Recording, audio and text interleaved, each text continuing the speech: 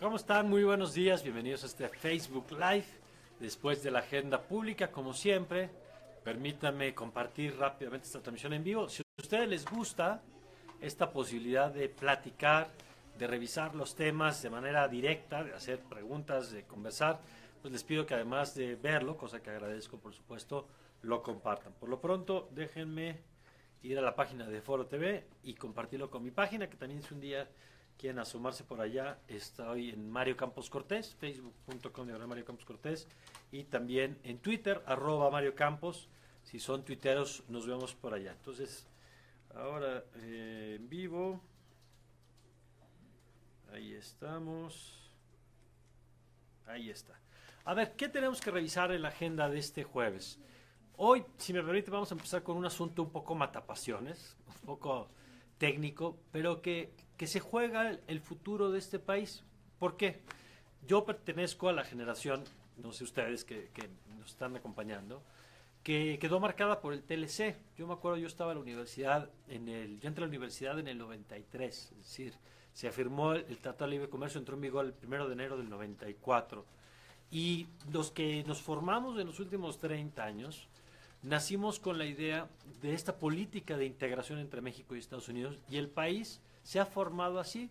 Si tú viajas hoy a Aguascalientes o viajas hoy a Puebla, por ejemplo, o a Sinaloa, a Coahuila, vas a ver que buena parte de los empleos de esos estados tienen que ver con la industria automotriz, las armadoras de autos de Aguascalientes, o lo que se hace vinculado con la industria automotriz en Guanajuato.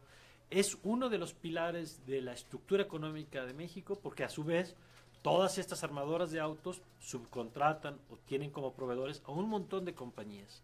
Lo mismo podríamos decir del campo mexicano. Si tú conoces todo lo que se hace de siembra y de exportación desde el aguacate de Michoacán hasta los campos de brócoli de Guanajuato, o la exportación de naranjas de Sinaloa o de estos estados del norte del país, tienen que ver con el acuerdo de libre comercio. Entonces, ¿por qué le estoy contando esto? Porque la idea de que se revise el TLC, imagínate que se cancelara mañana, sí tendría efectos importantes para muchos millones de mexicanos que hoy su trabajo depende de la posibilidad de las exportaciones a Estados Unidos. Toda la industria de la maquila del norte del país, de la frontera del país, también tendría implicaciones importantes. Y por eso, el que ayer hayan empezado estas negociaciones en Washington es relevante para ti y para mí, aunque nos parezca un tema lejano, técnico, donde discuten que si las reglas de origen, que no es otra cosa que qué tanto tiene que armarse en un país para poder entrar sin impuestos al otro país. Es decir, para que no seas un país de trampolín, por ejemplo, que alguien importe algo de China para meterlo vía México y de ahí vendérselo sin impuestos a Estados Unidos. Ese tipo de prácticas que van contra el espíritu de que es una región y que los que se deben favorecer de ese acuerdo fiscal pues son los países de la región, Canadá, Estados Unidos y México. Creo que empezó bien la historia y déjenme darles un dato de por qué creo que empezó bien. Ayer el peso ganó 13 centavos frente al dólar y creo que es una buena señal de que quienes están siguiendo estas negociaciones no prevén un mal escenario, un mal resultado. Yo creo que si los inversionistas estuvieran viendo que esto va a acabar mal, hoy estaríamos con un dólar mucho más arriba, con un peso mucho más presionado. Lo mejor que nos podría pasar es que terminen estas renegociaciones en unos meses, antes de que acabe el año incluso, y que ni siquiera haya sido un gran tema de debate. Porque eso significaría que logramos sortear una aduana importante. Hay que recordar que ese tema lo estamos discutiendo porque Trump lo puso en la agenda.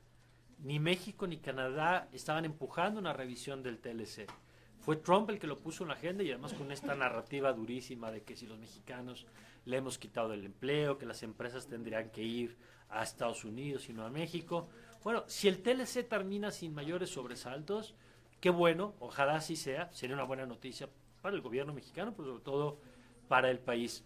Hoy continúan reunidos hasta el próximo domingo y el lunes seguramente tendremos información de esta primera ronda. ¿Qué va a pasar?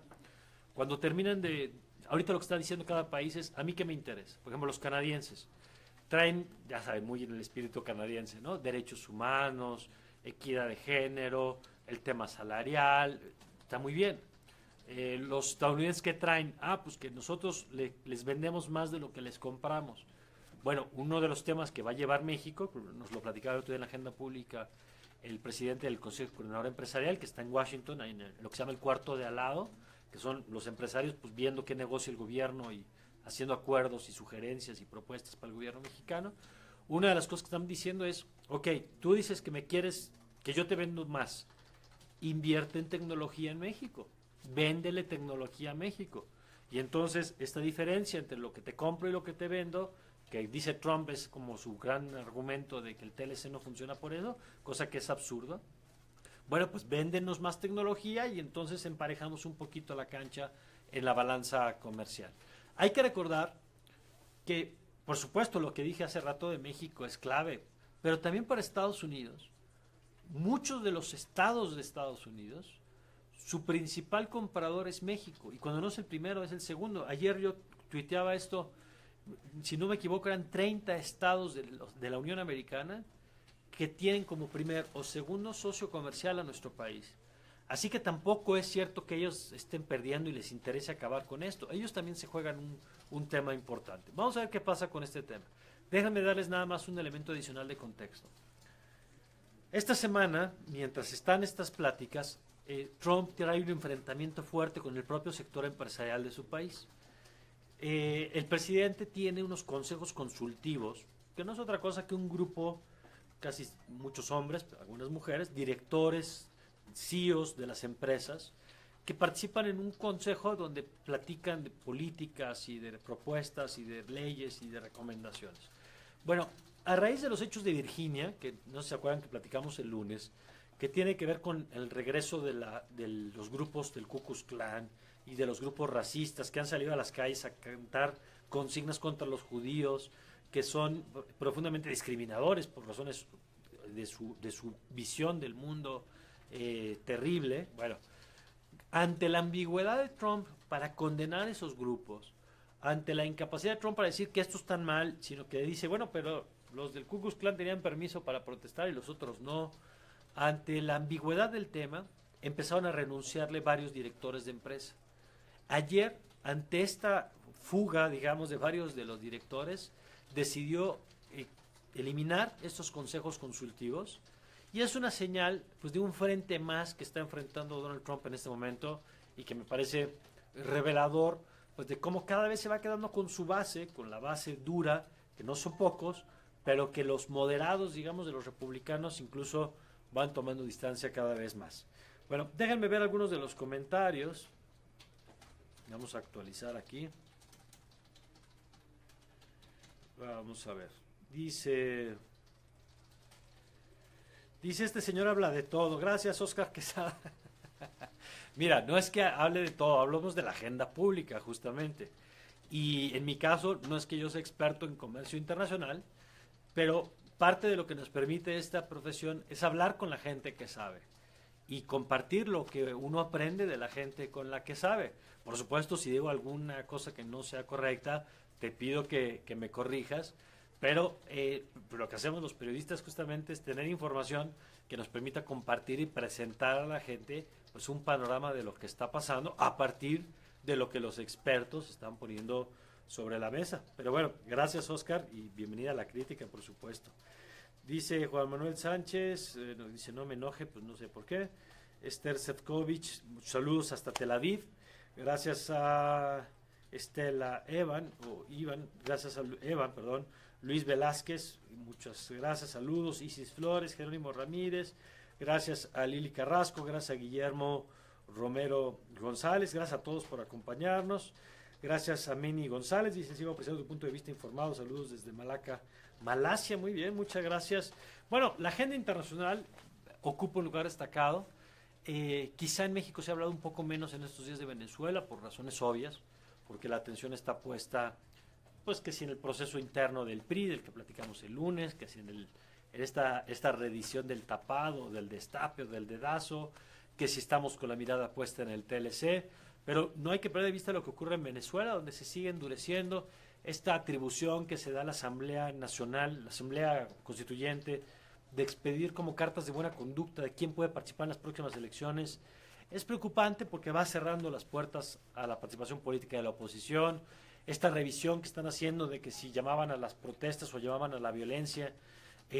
Una nota, por ejemplo, que hoy compartíamos es que entró la policía bolivariana a la casa de la exfiscal, la que era la procuradora de Venezuela, que era parte del gobierno y luego rompe con el gobierno y ahora ya es una perseguida de esa propia administración con la que colaboró. Ojo, porque ahí continúa la atención de manera importante. También en la agenda internacional seguimos con la mirada puesta en Corea del Norte, aunque la buena noticia es que pareciera que los canales que publicó el Washington Post existían de manera extraoficial. Lo que se dio a conocer es que había diálogo no público, evidentemente, entre Corea del Norte y el gobierno de Donald Trump. Parece que esos canales funcionaron. Lo otro que creo que funcionó muy claro es que China apretó a Corea del Norte, le prohibió exportaciones de carbón, entre otros productos que son claves para la economía de Corea del Norte, y por lo menos lo que hemos visto estos días es que le bajó a la retórica belicista el presidente de Corea del Norte, y Donald Trump ayer con un tuit decía qué bueno que le bajó, tomó la decisión correcta porque si no las consecuencias habrían sido terribles. Y parece que lo que hemos visto es que esto que venía escalando, le han bajado a la tensión, lo cual por supuesto es una buena noticia para todo el mundo. Dice Paquita Sánchez, que le agradezco que escribe, dice, ¿en qué podría afectar las rebeliones en Estados Unidos de estos dos grupos en la toma de decisiones respecto a la economía, precisamente en el TLC? Me imagino que se refiere al tema del TLC, Paquita. Bueno, vamos a ver primero cuál es la realidad de la renegociación del TLC. Porque tenemos, por un lado, la retórica del presidente Trump, muy combativa, muy en America First, y por otro lado, la realidad económica de Estados Unidos, de estos empresarios que dicen, está bien, renegociemos, pero no eches por la borda lo que tenemos hoy con un acuerdo comercial que nos permite venderle un montón de cosas a los mexicanos y aprovechar que es más barato la producción de muchos productos, que hay mano de obra calificada en México para armar productos que después nosotros vendemos en Estados Unidos o en otros países. Entonces, la pregunta es, ¿qué efecto va a tener esta doble visión en la negociación? Mandaron un negociador duro, México y Canadá llegan con una postura más conciliadora, los Estados Unidos con una postura más de ruptura. Ya tanto México como Estados Unidos han dicho, si no llegamos a un buen acuerdo, se acabó el acuerdo, lo cual me parece que tiene que ver con una postura negociadora, ¿no?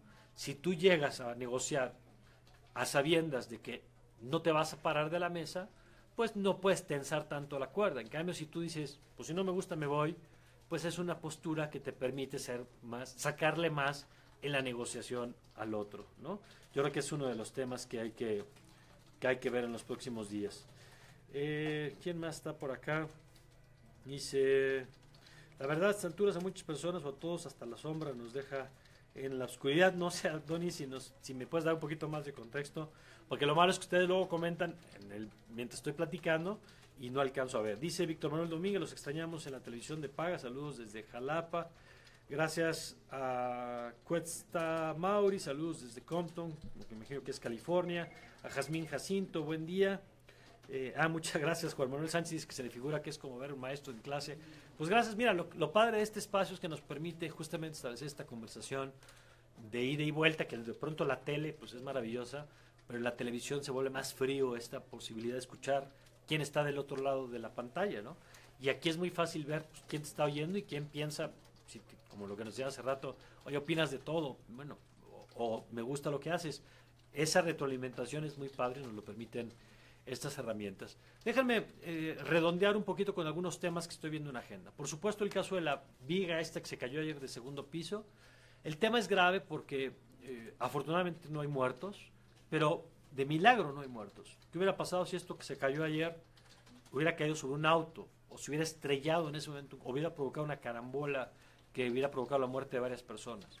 No porque no haya muertos es menos grave lo que pasó ayer. Y tiene que ver con, otra vez, obra pública. ¿Quién supervisa? ¿Quién supervisa a la empresa que tiene que dar el mantenimiento? ¿Cuáles van a ser las consecuencias jurídicas, económicas de lo que pasó ayer? ¿Cómo está el resto de la obra? Es decir, hay un montón de preguntas que son relevantes y que creo que tendríamos que estar haciendo aunque no haya pasado la tragedia que afortunadamente no ocurrió. Hablando de esto, por cierto, viene la próxima semana si no me equivoco, en los próximos días de agosto, la comparecencia de Gerardo Ruiz Esparza, el secretario de Comunicaciones y Transportes, en el Congreso, y la comparecencia de Graco Ramírez también, el gobernador de Morelos, y ahí hay que insistir, porque ya hay un peritaje avalado por la propia CCT de peritos independientes que nos dijeron que la obra estaba mal diseñada, mal ejecutada, mal supervisada, y ahí sí murieron 2 personas. Entonces, que la sucesión infinita de escándalos que de pronto vivimos no nos haga que se nos olvide pues que ahí pasó algo muy grave y que tiene que haber consecuencias, como tendría que haber consecuencias en el caso de esta obra de la Ciudad de México. ¿Qué otros temas hay que estar atentos en los próximos días? Por supuesto, los procesos políticos, ¿no? Se ha calentado en especial, así como hay reflectores sobre el dedazo en el PRI o la elección de candidato en el PRI, hay reflectores sobre el proceso de selección del candidato de Morena o la candidata de Morena para la Ciudad de México. Ustedes lo saben, se supone que los más fuertes son Ricardo Monreal y Claudia Sheinbaum. También Mario Delgado se ha apuntado a ese proceso.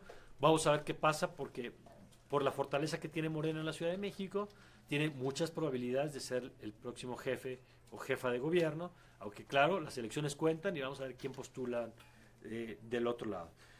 Fer Gil dice, ¿qué pasa con Emilio Lozoya? Un tema importante, Fer. Mira, hay que recordar para quienes no estén tan familiarizados, el tema vuelve cuando un grupo de periodistas, donde está el doctor Alejandra Shanik, que es ganadora del premio Pulitzer, periodista mexicana, publica que con información de documentos oficiales se revela que el exdirector de Odebrecht en México dice haber pagado sobornos a Emilio Lozoya cuando era parte de la campaña todavía del entonces presidente y después como director de Pemex, a cambio de contratos.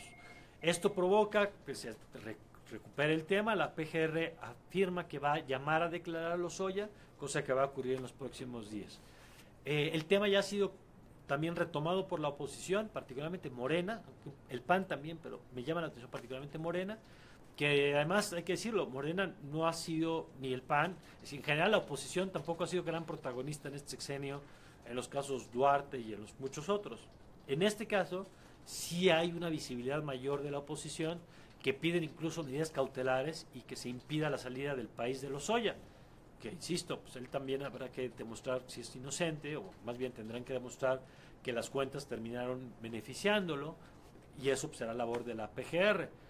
Vamos a ver qué pasa en ese tema. Por lo pronto no hay que perder los reflectores del caso Lozoya, que también es un caso grave que hay que seguir. Si ese dinero se depositó, pues la unidad de lavado de dinero de Hacienda, los convenios internacionales le permiten al gobierno mexicano saber si se hubo esos depósitos, cuánto se depositó y cuál fue el movimiento después de ese dinero. Dice Sergio Velázquez, creo que el PRI ya no puede ganar el 18, ¿será Osorio Chong el próximo presidente? Mira, yo creo que el PRI empieza en tercer lugar rumbo a la carrera presidencial. Tiene el menor número de gubernaturas en su historia. La marca PRI es la peor evaluada de los partidos políticos en este momento. El gobierno del presidente Peña está muy mal evaluado en este momento. Entonces, todas las condiciones están puestas para que el PRI no gane. Pero, dicho eso, puede pasar. Primero, que el PRI es gobierno y el gobierno opera con recursos, con programas sociales, como lo vimos en el Estado de México, y a veces el voto opositor se puede dividir. Y ese voto antisistema, como lo llama Roy Campos, por ejemplo, puede terminar fragmentado entre López Obrador, más el PAN, más el PRD, si es que no van juntos, más los que tú quieras, y entonces el voto duro del PRI, el de su estructura, pueda ganar la elección. Entonces yo lo que diría es, el PRI, me parecería un error estratégico decir que el PRI ya perdió. No, el PRI no ha perdido. ¿Hay condiciones para que gane López Obrador? Sin duda. Pero también hay condiciones para que gane el PAN. El PAN nunca había tenido tantas gubernaturas como tiene en este momento. De estados que en términos de padrón son muy importantes como el estado de Veracruz o el estado de Puebla, que son dos de los padrones más importantes. Entonces vamos a ver qué pasa con la elección. Yo creo que falta que se definan las candidaturas y que arranquen las campañas, porque las campañas también influyen en la elección de los electores, en la percepción de los electores. Entonces, ¿puede ganar López Obrador? Sí. ¿Puede ganar el candidato del PAN o la candidata del PAN? Y más si hay un frente PAN-PRD, yo creo que sí. ¿Puede ganar el PRI? Pues también. Creo que la palabra que hoy define el 18 es la incertidumbre. Y eso no es poca cosa, por cierto. Y a mí me parece que es una buena noticia. y ya cada quien irá viendo pues, por quién sí, por quién no. Dice Alinka Durán, el tema lo blindó AMLO, el de los segundos pisos, nunca se dio cuenta de la obra del segundo piso, pero sabes, entiendo que esta obra no es de esa ronda, sino es esta autopista, me pueden dar el dato ahí, autopista oriente, autopista norte, perdónenme mi desorientación, pero si me pueden dar ahorita el dato de exactamente dónde se cayó. Pero vamos a ver, por supuesto, si es un problema de origen de la obra, que si son tiempos, si sí son tiempos del observador, pero mi impresión no es por exonerar a nadie, pero López Obrador dejó de ser jefe de gobierno en el 2011. Es decir, que han pasado 7 años desde que López Obrador dejó de ser jefe de gobierno. Insisto, si la falla es de origen, pues habría que revisarlo. Mi impresión es que al que primero hay que pedirle cuentas es al encargado del mantenimiento de la obra 7 años después. Pero ya tendrá que haber un peritaje también que nos explique qué fue lo que pasó ahí. Y dice Gustavo Torres, creo que el observador no tiene contrincante. No, yo creo que tiene contrincantes. Y entre sus contrincantes está él mismo. Es decir, López Obrador primero le han construido una mala imagen, pero luego creo que ha cometido errores también importantes. No vamos a platicar ahorita del López Obrador, de convertirlo en López Obrador, pero a ver, tiene creo que cualidades que vale la pena reconocer. Como jefe de gobierno tuvo una buena relación con el sector privado, por ejemplo, incluso hablando de los segundos pisos, ¿no? Con los constructores tuvo una buena relación, pero también es cierto que hay prácticas, por ejemplo, dentro de Morena, pues que son igual de democráticas que en el PRI. Si esta idea de que él no influye en la selección de candidatos, bueno, vamos a ver qué pasa en los próximos procesos. Creo que hay cierta intolerancia en el entorno, no necesariamente de él, donde algunos de sus seguidores son o estás conmigo o eres un vendido. Y eso a mí me preocupa que se convierta en política pública.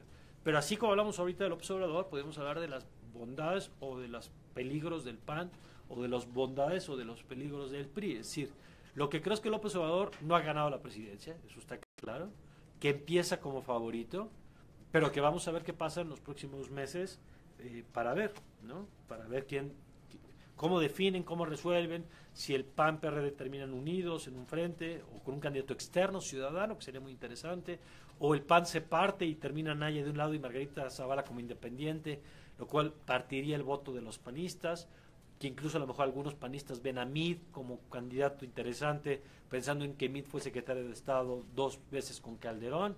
Es decir, el escenario todavía le falta mucho. Dice que si vislumbra algún candidato ciudadano a la presidencia.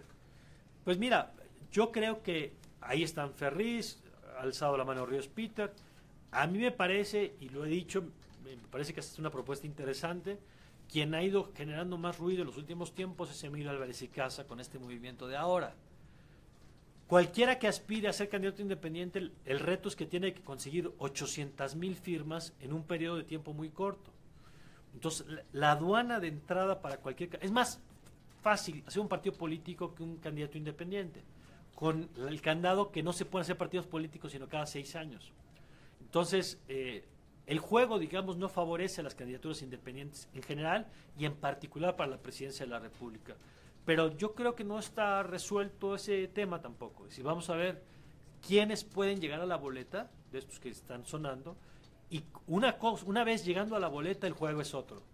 Porque hay un ambiente tan de odio, de condena o de rechazo a los partidos políticos que creo que las candidaturas independientes pueden surgir a nivel local, ya veremos ya la presidencia, pero a nivel estatal, a nivel de presidencias municipales, como ocurre en Juárez y en Morelia, que hay un presidente municipal independiente, o diputaciones locales, como el caso de Pedro Kumamoto, o diputados federales, como el caso de Manuel Cloutier, que es diputado independiente federal hoy. Yo creo que el asunto independiente no está acabado y que vamos a ver todavía mucho de eso en los próximos años. Bueno, vamos a dejarlo, dice aquí Fer Cisnero, lo de la vigas en periférico norte-sur a la altura del Encaste, muchas gracias. Pareciera que es una címbara que se usó en algún colado concreto y que no se retiró en su momento.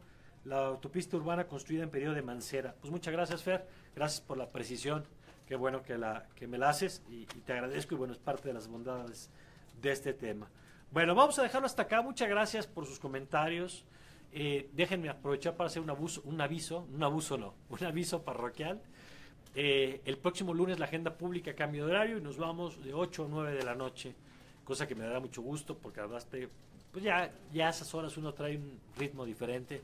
Yo sé que ustedes que están aquí les agradezco doble porque están corriendo, porque están en la chamba, porque están saliendo a las escuelas. Entonces vale doble que estén aquí y a lo mejor en la noche ya pueden conectarse con más calma. Todavía no decidimos si nos vamos a ver todos los lunes o los jueves o qué. Probablemente los lunes. Por lo pronto, al aire de 8 a 9 de la noche y luego definimos el tiempo para el Facebook Live si les parece. Gracias, que tengan un gran día, compartan si les gusta, por supuesto, este ejercicio para que más personas se sumen. Es lo mejor que pueden hacer para seguir estimulando este tipo de ejercicios. Yo les agradezco y les deseo, como siempre, que tengan un magnífico día y nos vemos mañana todavía, último día, a las 7 de la mañana en la Agenda Pública. ¡Feliz jueves!